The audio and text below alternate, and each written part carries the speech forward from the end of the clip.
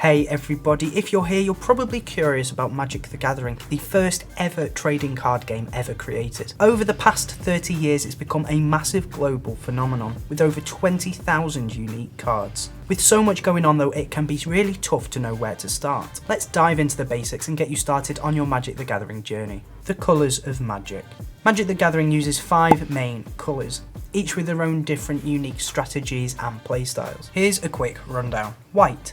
Think peace, law and equality. White is all about life gain and counters, often featuring angels and other noble creatures. Its basic land is plains.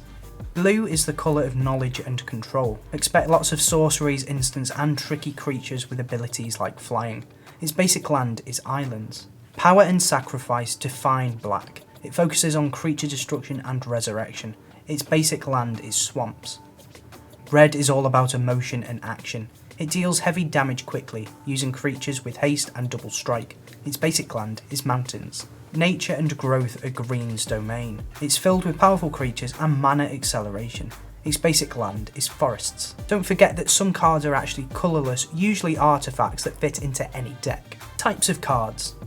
There are 2 main categories of cards, that's permanents and non-permanents. Permanents stay on the battlefield after they're played, thus why they're called permanents. These cards include land, which provides mana, the resource needed to play cards. Creatures, which fight for you with power and toughness stats.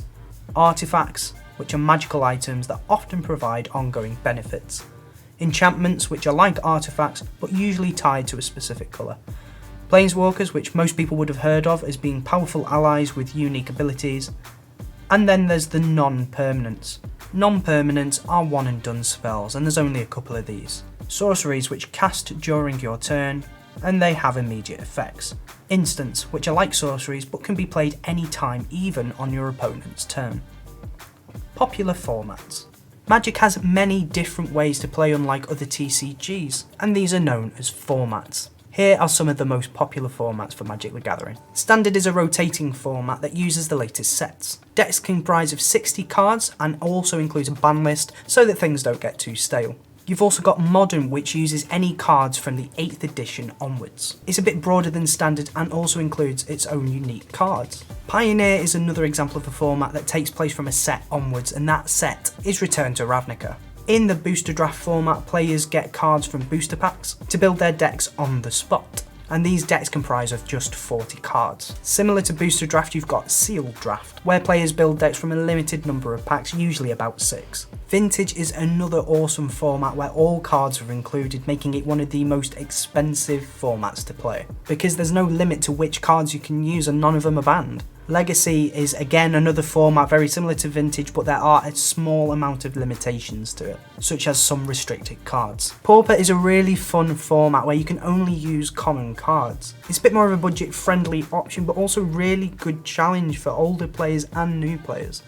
Commander is by far one of the most popular formats played right now. In our own gaming centre we have Commander nights and they are so much fun. Decks comprise of 100 cards and it's a multiplayer format, led by a legendary creature. Deck construction. Now to the part that everyone's here to learn about, it's about building your decks. It's a massive part of Magic the Gathering, so you'll want to make sure you get it right. Decks are normally comprised of 60 cards or 40 in limited formats, as we've talked about. In your deck, you cannot have more than 4 cards that are the same, being the 4 card limit, except for basic land and a few other special cases. Taking a turn. A turn in Magic has 5 different stages. Beginning phase. Untap your cards and upkeep, which means to resolve any effects, and draw a card. You'll then go into the pre-combat main phase, where you'll play your lands and cast any spells. The third phase is the combat phase, which is the really fun one, where you get to attack with your creatures. Then we go into the post-combat main phase, where you get to use more spells and actions to help with that strategy side of the game. And then you've got the ending phase, which is what it says, you just wrap things up and then you'll pass it on to the next player. Mana and playing cards. Mana is your resource generated mainly by lands. To play a card, you've got to tap your lands to produce the required mana. Some cards do need specific colours, so make sure in your deck you've got the right lands. Which brings us on to a point with any TCG, it's really important to know what your deck comprises of and to know it well so that when you can see things coming up, you can plan ahead. Attacking. During your combat phase, tap creatures to attack. Your opponent then gets to decide which of their creatures they're going to use to block. Then you can figure out the damage that you would have caused and then seeing if you could have knocked out any of their creatures. It's that simple. The stack. The stack is an imaginary zone where spells and abilities wait to resolve. If you want to play at an advanced level, you need to understand how the stack works. However, since this video is for basic players, we won't worry too much about that just now. All you need to know is that actions resolve in a reverse order. How to win. It's really simple. All you've got to do is reduce your opponent's life all the way down to 0. That's it. Players start with just 20 life unless you're playing Commander, where you will play with 40 life. But it's not just about knocking out the opponent's life, you can also win if your opponent can't draw any more cards or through specific card effects. If you are new to Magic the Gathering, that is everything you need to know crucially about how to play, but we advise that the best way to learn is by getting involved yourself. You can get decks from our site, you can get the latest sets, there's all sorts of resources for you to learn Magic from. There's also a blog to go with this video where we will be updating any new formats or ways to play, so make sure to check that out, and make sure to keep going back unless you miss anything. We also offer how to plays over in our gaming centre in Newton Aycliffe at Total Cards, so make sure to pop in if you are local. It's a great place to learn and to make friends as well. If you found this video useful, then make sure to like and subscribe so you don't miss any more content, and let us know in the comment what other games you might want to learn how to play. We are up for so many different ideas and would love to teach you about any more games. As for me, I've been Adam for Total Cards, and we'll see you in the next video. Bye!